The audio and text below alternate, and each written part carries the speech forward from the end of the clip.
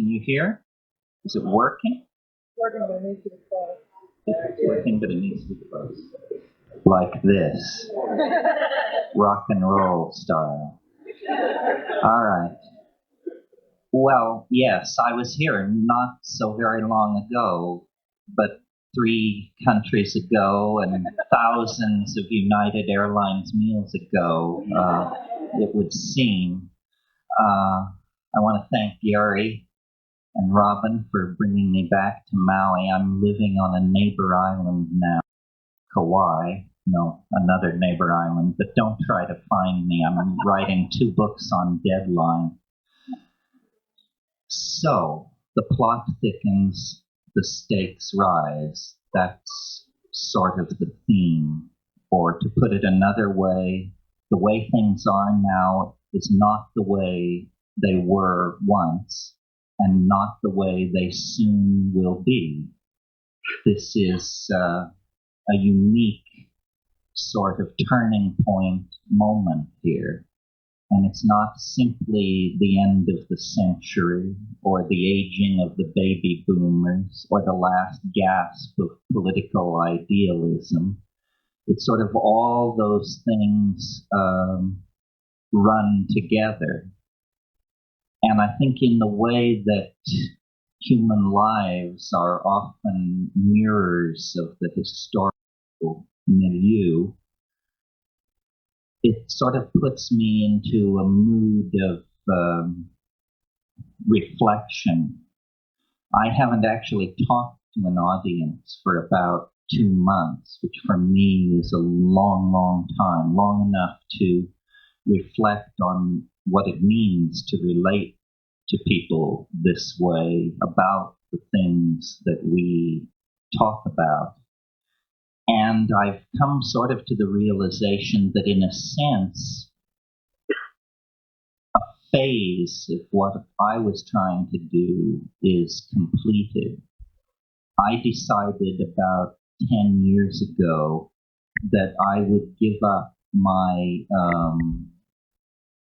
worst habits and the things I love the best, which are solitude, and promulgate a whole smorgasbord of ideas that it seemed to me there was enough merit in these ideas that one person could sacrifice their life if they were willing to, and it wouldn't be a complete waste of time.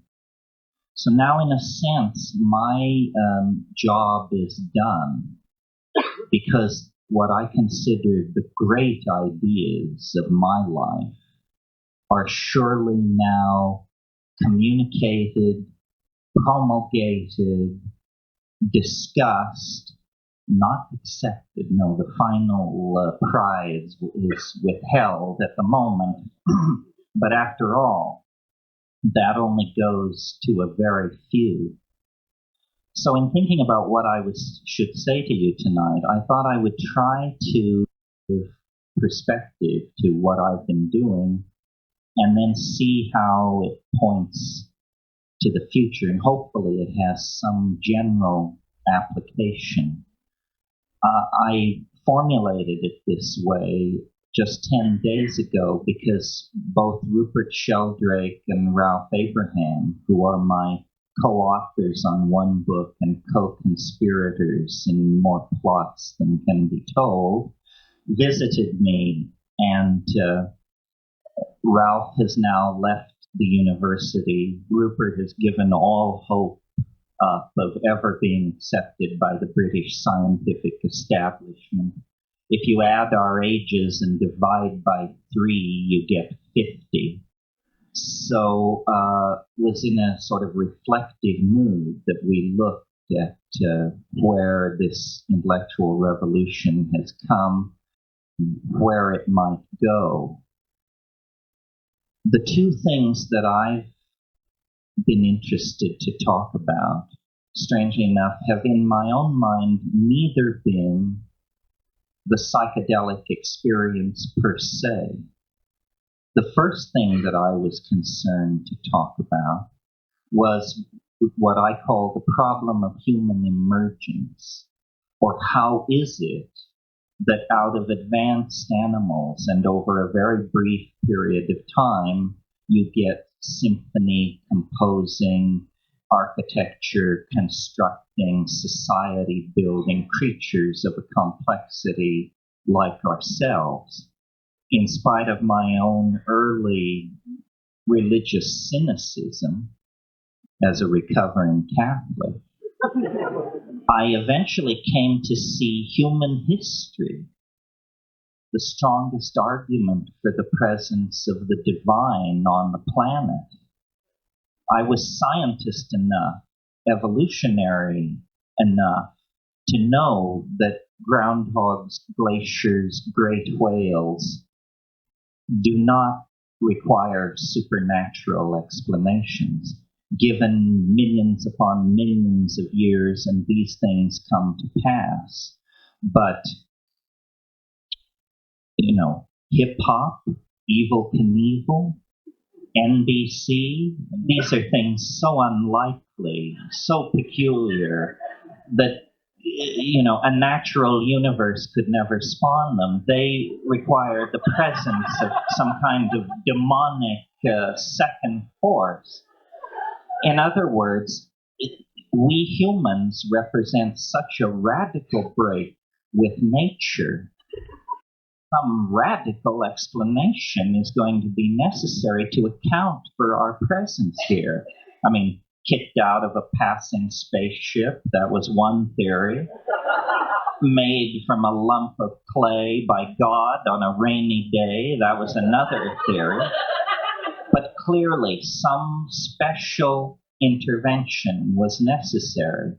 And it seemed to me, and I've talked to you about this before, so I won't rehearse the hard facts once again, but it seemed to me that psychedelic plants, with their extraordinary effect on mammalian nervous systems, sexuality, cognitive processes, so forth and so on, were the necessary trigger to propel a higher animal into the kind of curious social dimension that we have inhabited the past 50 or 100,000 years. And to make that point, I called upon the psychedelics. They were a necessary piece of evidence in that argument. And I had, of course, experienced them myself, and it seems obvious that my critics hadn't. But for whatever reason, the obviousness of this breakthrough to me has not proven transferable to the anthropology and primatology departments of universities around the world. Nevertheless, it has proven transferable to you, dear people. The intelligent layman is how I'm casting you here, because it sounds right, because it makes sense. The nonsense about the extended throwing arm and enhanced social skills and all that balderdash that's being pitched around in the universities seems very inadequate to explain the emergence of a form as radical as our own. So that was the first foray into theory making driven by psychedelic insights and psychedelics as possible chips in the game of explanation. I mean, who had ever used psychedelics to explain anything up until that point? It was just thought better not to mention them. So I thought of that as sort of my special theory of morphogenesis, or formative causation, which is what morphogenesis means. The special theory of morphogenesis, because it related to a special case of morphogenesis, specifically the emergence of human beings from higher primates in a very short time.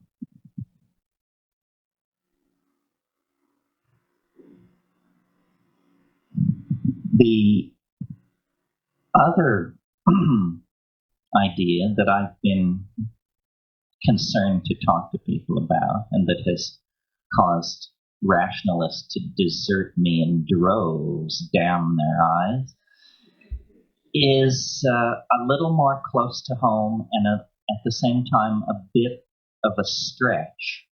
And that is having the idea that psychedelic experiences are at high doses actually journeys into higher dimensions, not in a metaphorical sense, not in a poetic sense, but in a mathematical sense. That in fact, what happens is that this stuff, which we call mind, takes the shape of its container, the way water takes the shape of a container. And when mind is folded down into the tiny, eensy-beensy, cramped container of bourgeois, American, materialist, Republican, howly existence, it becomes a kind of a narrow experience of some sort, if you know what I mean. But that this cultural folding of mind into this receptacle of cultural values can be magically reversed by simply dissolving the confines of the cultural receptacle and allowing the true dynamics of mind to assert themselves. And this we call transcendental consciousness, psychedelic experience, spiritual experience, whatever. But it's a transcending of ordinary reality that I read as mathematical, not mysterious in principle at all, although certainly to two-dimensional creatures, a three-dimensional world appears mysterious, and to ourselves, a four-dimensional world appears mysterious. And I was led, and I've written books about how I was led, if you're interested in confessional literature. What is it called? True Hallucinations. Yes. Hallucinations is the narrative one, the fiction, not fiction, but it has characters. People talk dirty. That's what I mean by fiction. The one that tells the story of being led deeper and deeper into this idea. And what this idea entails is a complete reconstruction of our ideas about time. I think time is where we have really suffered under the aegis of Western values unconsciously, because we have imbibed the notion that time is things which it is not, and that consequently we are things which we are not.